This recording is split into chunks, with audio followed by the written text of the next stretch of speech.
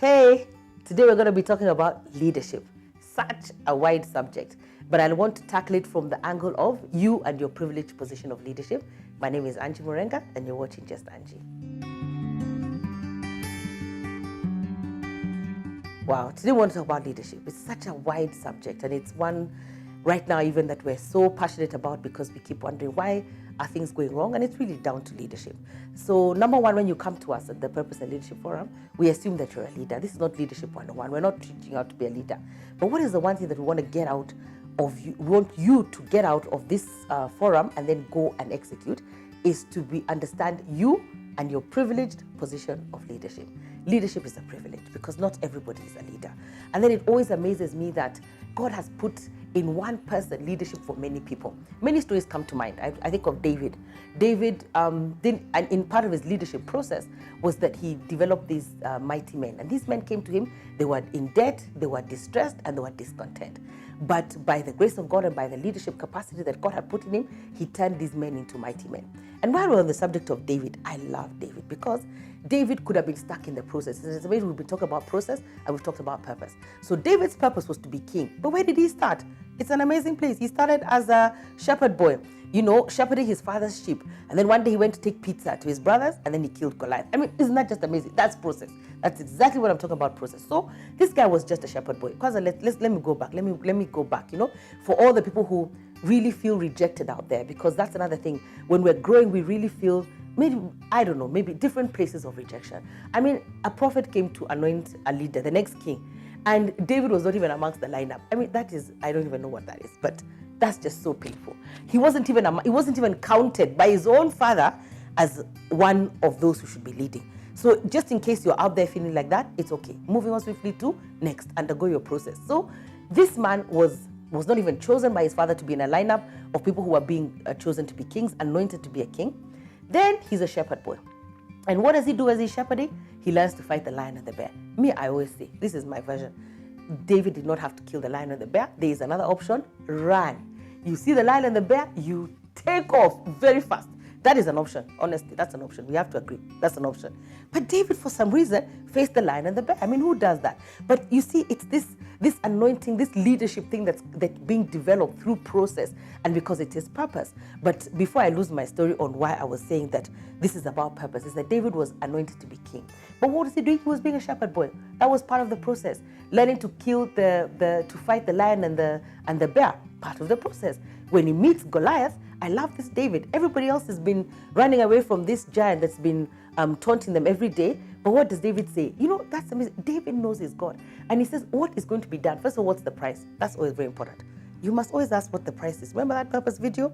And now we're talking about leadership. You must always ask, what is the price? So he asked, and he was told he'll be given, I think, Saul's daughter in marriage, and I don't know what else. So there's a price here. There's a gift. There's a reward that is coming to David. And then he just tackles this giant. But before he does that, let me talk about leadership. So look at your life and see the different processes of leadership that have gone on. Then David, his brothers brothers, I don't understand. They're asking him, who have you left your few sheep with? There are even some things for exaggeration. Why are you asking? Why are the sheep few? Why can't you just say, who did you leave the sheep with? He's asking, who did you leave the few sheep with? Anyway, those are stories for another day. But I'm just trying to show you that every step when you're as a leader, as your process progressing and going through the process of becoming the leader that God wants you to be, you'll always find naysayers. You'll find people who will ask you, who did you leave the few sheep, emphasis few sheep with? Please go back to where you came from. You have to keep moving forward. You have to understand you have a resolve, you have a journey. Anyway, David knocked this giant out and got what he needed. Oh, I've forgotten something else in the story. Very good one. Is that you have to do what you are called to do. And you can't do what somebody else is called to do. Because Saul tried to put David's armor on him. He couldn't move. The armor, he was like, no, I don't know this. So some of us also, we step into leadership and try to embrace foreign concepts. No, you do what God has asked you to do with what you have. What did he have? 5 stones. 5 stones is that's how he knew how to fight the lion and the bear. That's where his experience had taken him up to. And so also, I think it's important, I always challenge leaders, keep looking at your experiences. What are they pointing towards? And be conscious. What are these experiences that I've been through? David had fought the lion and the bear. He knew his God, because the first thing he came and said, who is this uncircumcised Philistine? And then he dealt with that giant. But now the other thing, after killing the giant, David went back into obscurity, which is somewhere some of us, We go back, but we don't want, We want to be in the limelight, we want to make headlines. Sometimes it's a problem of making headlines. You might sink down very quickly after making the headlines. So he did this great thing, but went back into obscurity, back into tending sheep. Then he became a worshiper at some point. I remember that he used to play the harp for Saul, and demons would leave. Now, David could have stayed, number one, as a shepherd. Number two, he could have stayed as a worshiper, doing a great thing. He plays the harp and Saul is healed. But all this time in David was a king. And then not just a king, he was a king that kept peace within two kingdoms. So that's part of leadership. That it's a privilege to lead, that you're leading people, it's God's assignment, it's God's plan, it's God's purpose. So you still have to keep going back to the drawing board.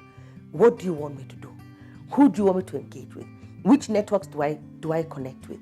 What are the platforms that I need? What are the skills that I need? Because that's another thing. We need skills, This thing, yes, there's anointing, but there's skills. You need skills. David needed to know how to throw that stone to kill that lion and bear. Otherwise, the lion and bear is going to kill him. This was not comedy. This was not trisex. Life ends. So he had to develop those skills. And I think, let me talk to fellow Christians. We have to become skilled at what we are doing. Honestly, we need to know how to do it. We need to be masters at it. We need to be great craftsmen, and then we represent God well. So in terms of leadership, I wanted to talk about that. It's a privilege. It's a privilege that God has given you a leadership position. And I always like questions that are asked during, because Kenya's going through elections right now. Things that are asked during elections, like, why can't you do it? Why do you need a leadership position to do what you're asking, what you say you're going to do? You're going to build a school. Why do you need to be a leader? Nominated leader or elected leader to do what you need to do? That's leadership. And we've got to get to the place where we just do things because God has asked us to do them, because we want to impact lives, because we want to change lives, because we want to influence, because we want to leave a legacy, because we want to leave a better nation, a better family, a better business, a better industry. That's why we do what we do. Not to be recognized, not to be elevated, not to be exalted, but just to do it, because you just need to do it. I always love one leader, the slave girl, Naaman's servant girl. This guy was a big general and a big captain, but this servant girl told him, I know where your solution can come from. Also to learn to speak up, because now coming to my context of Kenyan situation, and maybe even an African situation, we don't speak up. So you have a solution, but you don't speak up. You just keep quiet. But let me also talk, now you're getting me started. Let me also talk to women who sit on boards. One day we asked about why sometimes men don't want women on boards, because they don't speak up. They know the answer, but they don't say. Now let me leave boards. You at work, you're sitting around the table, you're having a meeting, you know the answer. You whisper the answer to the guy next, that guy says the answer, then he gets all the glory, and you knew the answer. So also speak up. I don't know why that's coming up. In terms of leadership, you need to speak up, you need to be bold, you need to be courageous, you need to just step up and do what it is that you need to do and what God is asking you to do, because it's a privilege. And then you're leading people. And then don't forget, in my last video I told you, the problem with God is he shouts next very quickly. He just says, okay, moving on. So even yesterday I was having a discussion with some of my leaders and talking about fear. You can't have fear. You have to step out into what you're being asked to do. And then even if you fail, you have to get up and go, keep moving. Keep doing what it is that you are supposed to do. Because you can't wait out there thinking the world is just, it owes you, I don't know, you're entitled to something. You have to fight. You have to fight for everything that you need to get. You have to be rejected. Me, I have many haters, which is okay. I love my haters as well. There's no problem. We're moving on. Hating or not hating, we are moving on to the next thing. Being a leader is hard. It's not about being, it's actually what I say is being one of the boys, but not one of the boys. You've got to lead people. It's being separate. It's making hard decisions. It's saying things that maybe nobody else is going to say, being bold. So it's a place that can be lonely, but it doesn't have to be, because you can also network and meet up with the right people and just understand what you need to support yourself as a leader and make sure that you have it. And one of the things that I think I'm going to be talking about in one of the videos is how that I'm having this revelation that marriage and family is a very strong support system in terms of leadership. And so, let me just tell you, I like Anika in my secrets, but it's okay, let me just say that. Sometimes I get very lonely. And I was asking God, this loneliness has to end. And so I feel that the loneliness will come when I get my spouse.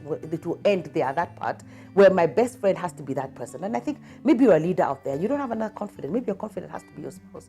Your spouse has to be your confidant, and you have to be okay with that, and you have to be able to move forward with that. I don't know why it turned that way, but I'm sure it's for somebody out there. So they say as you rise up in the leadership ladder, it gets lonely, but you can even, there's a solution to that loneliness. You can surround yourself with people who are like-minded. Maybe you, like Jesus chose 3, you choose 3, or in your marriage, you find that that's where your support system is, and that's what your support structure is. So leadership is a privilege.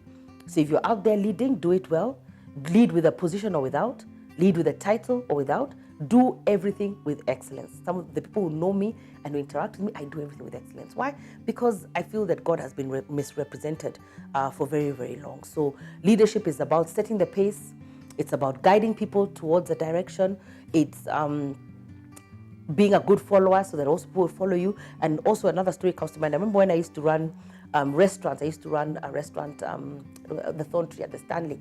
And I remember when I came in, the first challenge was, people want to size you up. Like, yeah, what manager are you? What are you going to tell us?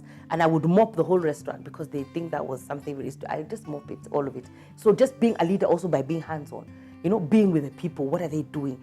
Getting your hands dirty, showing them that you can do it. And then the other thing they tell me, there's a very busy section on a Friday night, they'd say you handle it. And I would handle it, because I'm a leader. I also want to show them that I can do this. And let me tell you my final story about leadership, is that I've always really pushed people.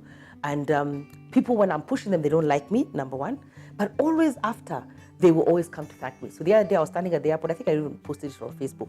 I was at the airport and I was like, God, there's a long queue. And I was like, oh my goodness, this queue now. I don't like queues. But all of a sudden, this young man appeared from nowhere, came and started moving people. I was like, hey, this is what I like. This is leadership. And then he came up, he talked to me and he said, you don't remember me? And I said, no. He said, you're one of the people I'm one of the people that you trained when I was at the Stanley. So what I would do, just to end my leadership story, is that I'd always go the extra mile as a leader. So I would close the security door so the staff cannot leave. So either you're in the changing room, wasting time and sleeping, or you come to my training. And I would train them by force. And I would train them on things. I would train them on things to do with F&B, but I would train them on everything that was happening around. Where are the bureau de changes? Where are the banks? Where are the nightclubs? Where can people go? So this team had so much information that they were relevant, and that's what we need to do as a leader. So I'd force them. They did not want to engage in the training, but later it helped them. And sometimes I think it's like parenting. We just do some things for our children, which one day they will thank you for them. They may not be thanking you for it right now, but brace yourself and keep going. So leaders do things. They're like, for me, my leadership gift is to draw out potential in people and to draw out even what you cannot see in yourself. But as a leader, do that for other people. Draw out potential, make teams cohesive, let people work in team. Don't divide. There's another. Don't divide people. Bring them together, show them what they can do, and engage them and get it out of them. And they always benefit from it. I'm always saying, like the coach. I don't know whether there's a time I was watching a video and there was a coach he's on a car and he's telling that guy, run. That's coaches. They may not be running, they should be running, but they develop everything in you to make you very good at what you do and to make you excellent. And I always say, even in the different sports that we have, who gets paid more, the coach or the players? The players. But who has the expertise and the talent? The coach. So become a good coach, become a good leader, get everything that you need out of people. Remember, it's a semi-thankless job. Nobody needs to thank you. Do it because God has directed you to do it. So that is my take on leadership. Please don't forget that you can contact us, ask us questions, call in, write in, attend the Purpose and Leadership Forum. All the numbers are there on your screen and the websites to visit, so you can engage with us on that. And then also we can understand how we can engage, because we also have like different events in a year where you can engage with us in terms of leadership. And also I think that the next subject I'm going to be talking about, I think I'm going to talk about marriage and family and money and how it all fits into life and purpose and the conversations that we've been having. And please don't forget, be at the right place at the right time with the right people, doing the right thing like you are right now. And I'll see you next time. And thank you for watching Just Angie. My name is Angie Murenga. Bye.